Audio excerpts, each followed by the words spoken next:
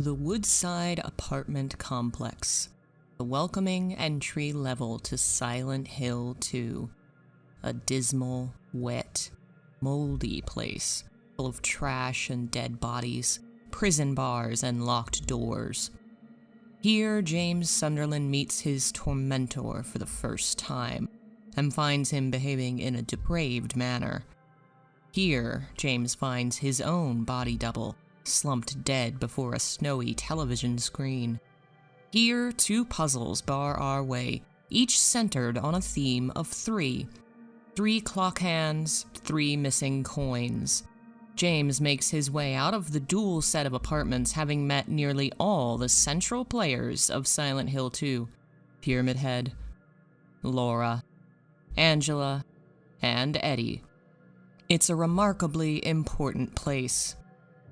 Apartment complexes are home to countless people, each set of rooms formerly a place certain people lived, where they belonged.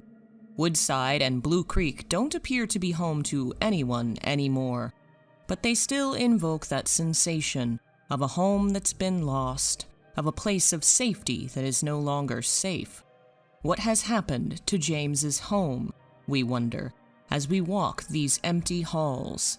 Where is his place of safety? James doesn't actually live in Silent Hill, of course. It would hardly be their special place, somewhere Mary wants to return to, if they lived there all the time. But Silent Hill is known for playing with reality and toying with your mind. Is James Sunderland's home represented in this town, perhaps in these very apartments?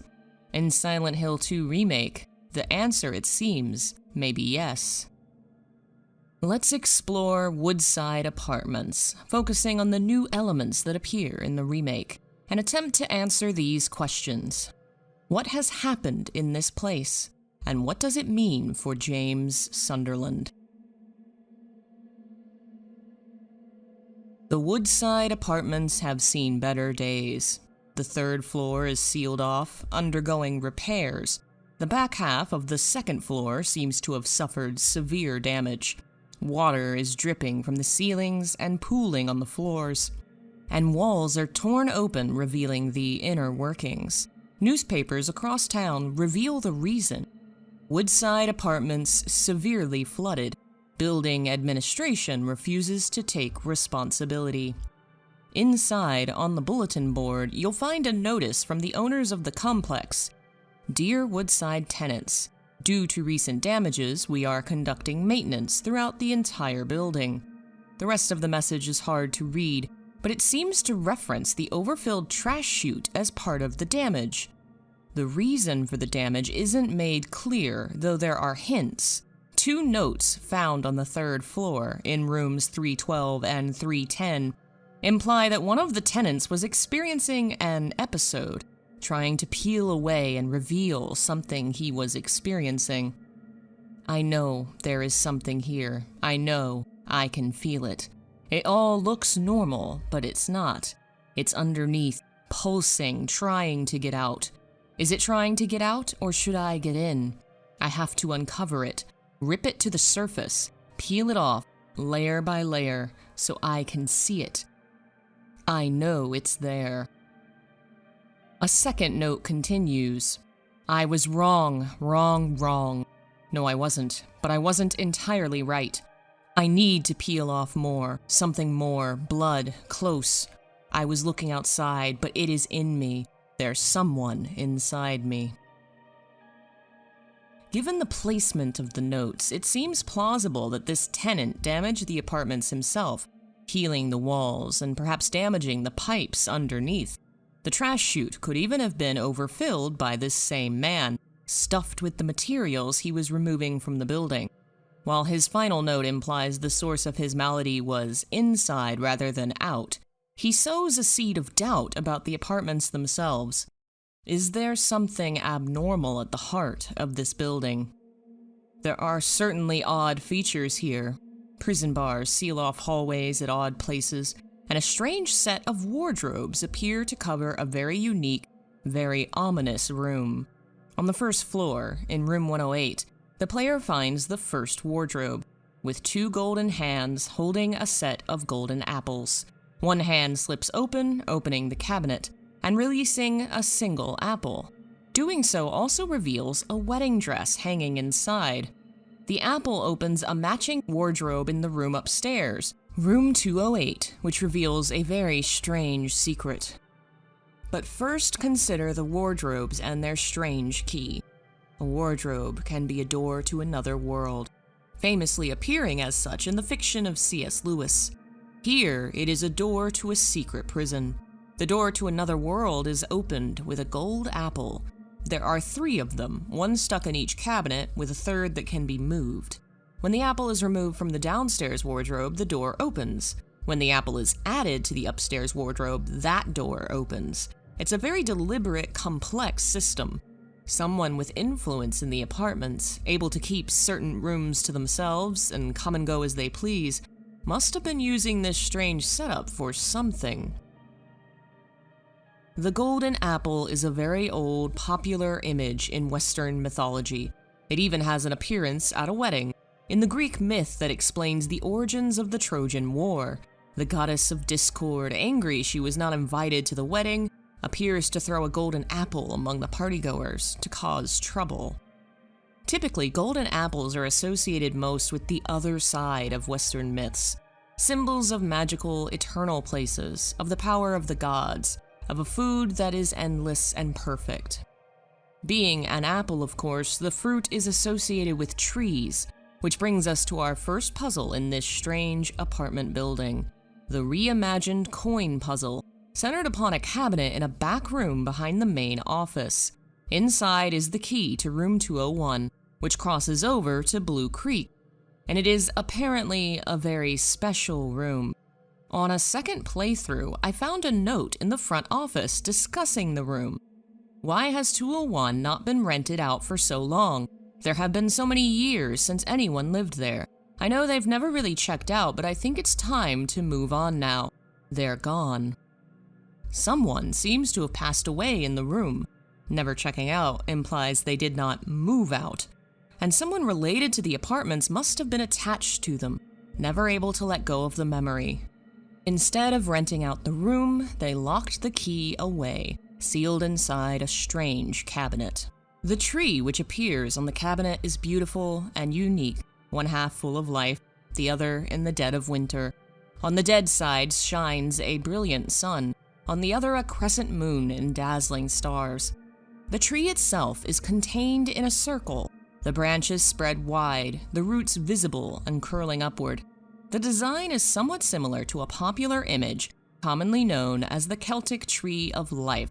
Much of the information about the artistic symbol of the Tree of Life, a tree with the roots and branches intertwined in Celtic knots, is unreliable. Most of the articles lack sources and appear to be touristy or modern magic focused, which is fine, but not useful for our purposes. I've yet to find academic sources about the modern image, but the concept seems to originate in ancient Celtic Druid traditions, particularly in Ireland. Celtic clans venerated trees and kept one tree as a sacred representation of their people, where the king would be crowned. This tree, it seems, was called the Cran Betad. Forgive my pronunciation. I've also found the term used in Irish texts discussing the biblical Tree of Life, associating the ancient Celtic tradition with more modern Irish Christian traditions. Whether it's an ancient or a modern symbol, the imagery of the Tree of Life has some powerful and pretty blatant associations. It is a cycle, a continuation of the repetitions of life, spring becoming winter, life becoming death. The roots and the branches all intertwine, with the sun and moon imagery pulling on celestial symbols of life and death. The coin puzzle depicts an image of all the cycles of life contained in a single garden. The 3 coins, a man, a woman, and a snake, have always called to mind a garden, specifically the biblical one. This image enlarges the idea to include other mythologies. And so we return to the golden apples. Golden apples come from trees, specifically from trees found in other worlds and the realms of the gods. Most particularly, the golden apple and the silver bough from Celtic myth. is heavily associated with entry into the other world, the realm of Fairy. The symbol is a device used to mark the entry into Fairy, or to allow an adventurer to enter themselves. It was often a silver branch, sometimes on its own, other times with golden apples hanging from it. The apples could produce sweet music, said in multiple myths to have an almost hypnotic, drug-like effect. A story about Cormac includes a man approaching the hero holding a branch of peace, holding 3 apples of red gold, which produced music that was sweeter than the world's music. No sorrow or depression could rest upon the person who heard it. Another story specifically implies the music cures the sorrow of those mourning lost loved ones. In the myth of Ossian, the hero falls in love with a fairy woman who appears to him bearing a golden apple in her right hand. He remains with her in the other world until he grows homesick, only to return to Ireland to find hundreds of years have passed since he left. In the Woodside apartments, our golden apple allows us entry into another world, a prison cell, a strange room hidden behind a wardrobe, with a peephole and a tray for passing objects through. 208 happens to contain some of the only real food in the apartments, rotten though it is. A tray with a broken glass, a large pot of food, implying someone was being kept and fed in this place for some time. In front of the wardrobe is a note on a table with a cup of coffee, implying someone might sit there and watch the suffering in the other room. The note reads, "You must think I'm cruel, but this prison is of your own making. The choice was yours. I watched you make it, over and over and over again. This time's not gonna be any different, and I'll be here, watching." Who is this letter addressed to, and what does it reference? Certainly the layout implies the person at the table was watching a prisoner in the next room. Inside, the black walls are covered in writing, implying a lengthy imprisonment for the poor soul. Portions of the text resemble the celestial alphabet, a system of writing originating in the 16th century among scholars of the magical arts. Other pieces resemble the demonic sigils of the Lemmegeddon, said to be representative of the spirits of the underworld. The sets of lines seem similar to topographic lines used on maps, and somewhat similar in appearance to the designs in the bathroom at the start of the game. It's all very chaotic and occult in design. The puzzle of Room 206 is a poem referencing a journey home. In the easiest version, the speaker is walking between a river on one side and a snake on the other. The speaker avoids following the snake and steps into a darkness so deep and so dense. On the standard and hard version, the poem depicts homebound footprints with no owner in sight. Has he found home, the next line reads, or has he found memories leading to hell? The central theme of the apartments, a botched attempt to return to a home that no longer exists, runs through both sets of poems. The central puzzle, once solved, opens a safe, and inside is the man coin and the key to leave the room. The man is doubly imprisoned, inside a safe, inside a locked room, perhaps triple if you consider Silent Hill itself a prison, and the note implying a watcher who has seen this man perform the same actions over and over again. Who could the man be, and is this something that exists in the town itself, or something in James's mind? Perhaps a bit of both. Unlocking 206 leads the player to room 205, which is strange itself. A tarp is taped to the floor, a chair in the center with duct tape wrapped around its feet. On the seat of the chair is the key to the back staircase, with the logo of the construction company hanging from it. The room doesn't appear to have been home to anyone. Instead, it looks almost as if a member of the construction company was in prison, perhaps even tortured here. The construction company brought in to fix the damage to the apartments would have consisted of outsiders, people who neither lived in nor worked in the apartments typically. Is there the possibility one of these workers might have stumbled upon a secret in these halls? Something they shouldn't have seen? Perhaps a sealed room with a hidden door and a prisoner inside. The number 208 appears elsewhere in Silent Hill. One of the photos found in the apartments is forever together, a picture of what appears to be the door of room 208 in the apartments, the same room which contains the wardrobe entrance to the prison cell. It is also the same room which in the original game contained the clock puzzle and the slumped corpse in front of the TV. The most important room in this level, however, is the locked room on the first floor, room 201. To obtain its key, the player has to explore the whole level and find all 3 coins. The first coin is obtained by entering the wardrobe and unlocking the safe. The second is found in the pool inside a baby carriage. And the last is found after entering the 3rd floor and cramming the soda down the trash chute. Traveling through all these places, one notices a few interesting things. On the 1st floor, you can find a note that mentions a Mrs. Millie living in room 102.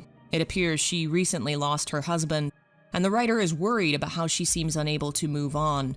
Entering room 102 reveals signs of a long-term illness. There's a walker and a cane in the bedroom, along with a wedding photo on the wall and medicine bottles on the table. The toilet has assistive bars on either side.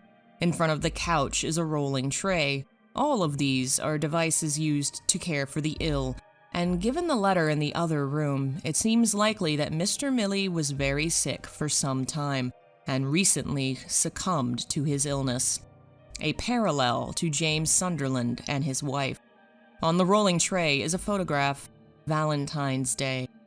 Love set inside a room themed upon illness and death. The reverse of room 102 is room 201, and room 201 is where we are headed once we have all 3 coins, once the puzzle is solved and the key is revealed, marked with a tree symbol similar to the one on the cabinet and the one on the door of 201. Unlocking the door reveals a much cleaner space, one that hardly looks abandoned, and in fact should look very, very familiar. The front room is the key. It is an exact replica. The teapot, the doily, the rocking chair, the rug, the white sheets on the bed beneath the window. This is where we met Mary at the end of the game in the original Silent Hill 2. And here in this apartment, we find the same exact room. Suddenly, apartment 201 seems very important. Inside, we find a rather homey space. The bathroom has 2 pictures of birds, a male and female, facing one another. The living room has a couch with a floral blanket. Perhaps someone has been sleeping there recently. The space here with the television, the picture over top, the door, the couch, is the same as the photograph, I've been happy. Next to the TV, there's a small picture of a gazebo over a lake, seemingly the same place where we meet Maria in Rosewater Park. Over the door by the TV is a clock reading a specific time, 9, 10, and 15 seconds. On the other side of the room is a small table with a radio and 2 paintings, one of a young deer, the other of a lighthouse in a bleak, dark night. Beside the bathroom is a small table with a vase of flowers, resembling the vase from the Valentine's Day photo. 2 paintings of floral still lifes hang on the walls, one large one across from Mary's room, a smaller one in the living room. Inside the bathroom, you'll find bars added to the walls to assist in standing. They don't seem to appear in any other bathrooms I've seen. By the kitchen, there's a set of 3 photos of sailboats out on the ocean. The lowest one has a dark sky and roiling waves. The middle has a gray sky and some turbulence. The top is crystal clear, smooth sailing. Metaphors, perhaps, for the paths James could take. Of course, the most important detail in the room is a small handkerchief. There's a simple floral design on it, a white 4-petaled flower with a yellow center and what appears to be blood, perhaps from a coughing fit. Found in this room in this context, it can only belong to one person, and finding it triggers the Remake's version of a very famous scene, Pyramid Head's grand entrance. This scene, in which James hides from the monster as it debases and attacks the other creatures, originally occurred on the 3rd floor of Woodside in room 307. The room was mostly empty, apparently abandoned. Some pieces of its original design have been moved elsewhere, including the paintings of mountains and skulls, which are moved to 212 in the remake. In the remake, Pyramid Head makes his exit through the strange door on the back wall, and James is forced to follow him. The door opens to reveal the gap between two buildings, which in the original was the fire escape. Here, James jumps into what appears to be a mirror version of the room he was just in, a reversal of the previous apartment, covered in rust and grime. It does not seem to appear on the map the player obtains in the next area. It is a nowhere zone, tying the two apartment complexes together. Once James leaves this room, the door slams shut and locks behind him, and the number on the door is now 208. The phantasmal apartment we just left was the 208 of another place somewhere, the apartment James once lived in. It will appear again.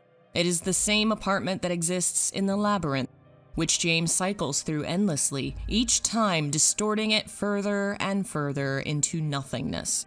It is the place he has been longing and searching for, the place which no longer exists, the hell which he is trapped in eternally. Welcome home, James.